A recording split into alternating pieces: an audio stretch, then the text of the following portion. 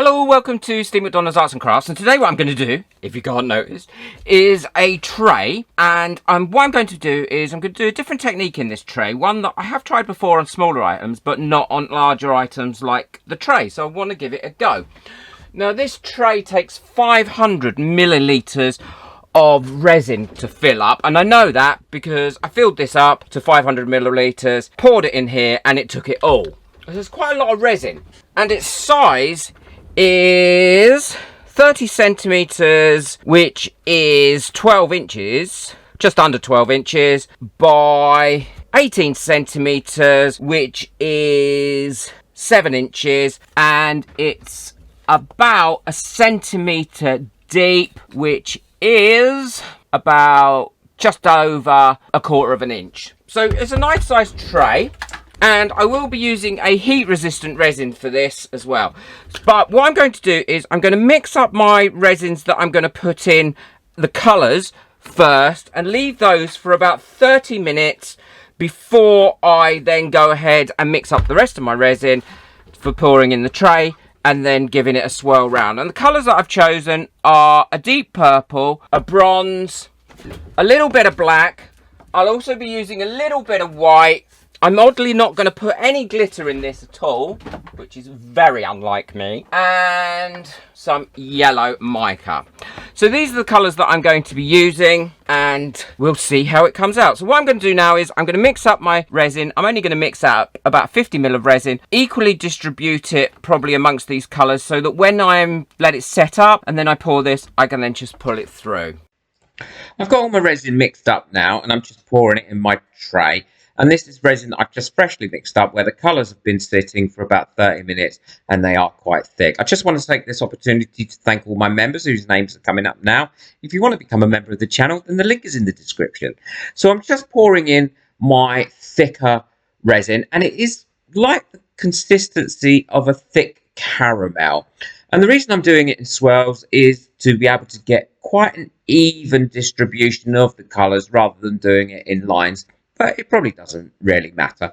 And these colours are nice and vibrant. I've used mica powders to mix up all these colours. Now, unfortunately, the white was a little bit too thick. There was too much in it, and it cured up, so I can't put that in it. Now, I'm just using the plastic end of a micro brush here to break it up. And like you can see, it is nice and thick, and it isn't distributing out.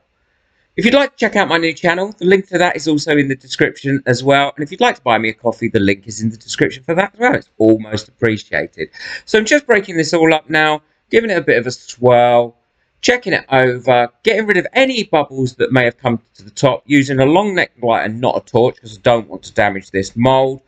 And then what I will do is I will cover this up and let it cure for 24 hours. This is all cured now, and it's been curing for about 24 hours. I'm really quite excited to see what it looks like. And I can see from the bottom of the tray that a lot of the colours have remained in ribbons and haven't merged into each other. So the proof is going to be when we turn it over and when we demould it and have a look.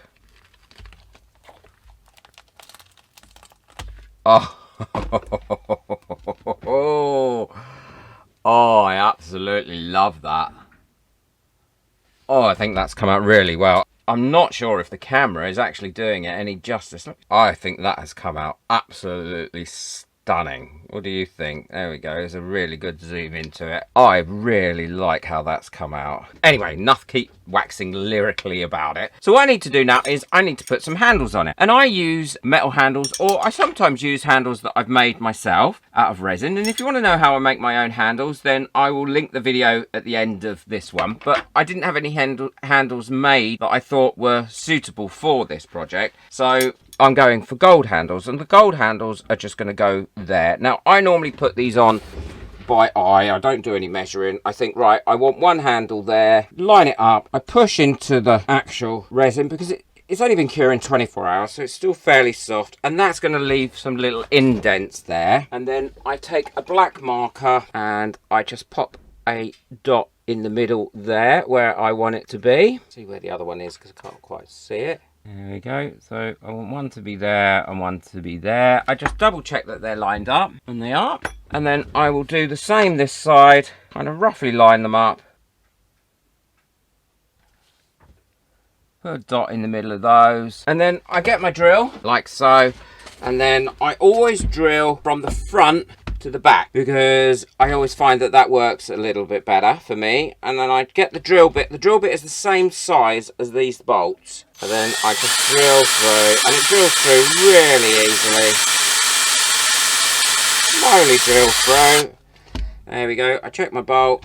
That's going to fit. That's absolutely no problem. And I'll just go ahead and do the rest, and then I'll come back and show you how I attach the handle.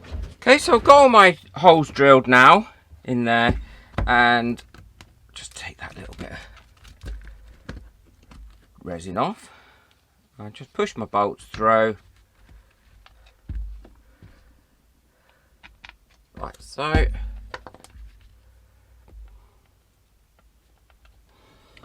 And I do feel that it's much better with trays if you add the handles rather than putting the handles inside the resin, because you can change the handles. It's just a better way of doing it. So what I'll do is I'll just screw one in, and it looks more professional as well, I always think. Especially if you're giving these away as gifts. Don't over tighten them at this stage, because your resin is still curing. And there we go, it's all done.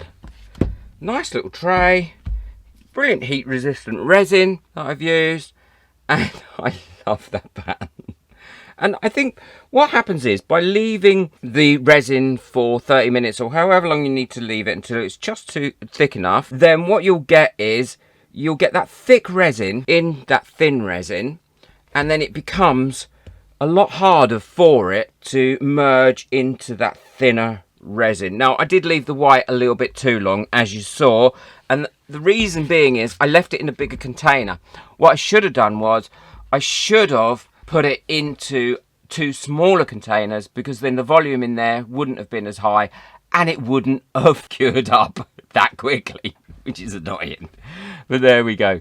So that's all done. I'm really pleased with how that's come out. Don't forget, hit that subscribe button and ring that little bell. And also, if you check out the members only area, the join area, and the information for that can be found down below as well. You're under no obligation for that. And also, if you'd like to buy me a coffee just to say thank you for all the experiments that I do, and to help support this channel, then that really is great. Thank you very much. I do send an email to everybody that buys me a coffee thanking them, and you'll also go on my wall of fame as well. Don't forget, check out the video that's coming up next if you want to learn how to make these handles, these beautiful handles. It's really simple.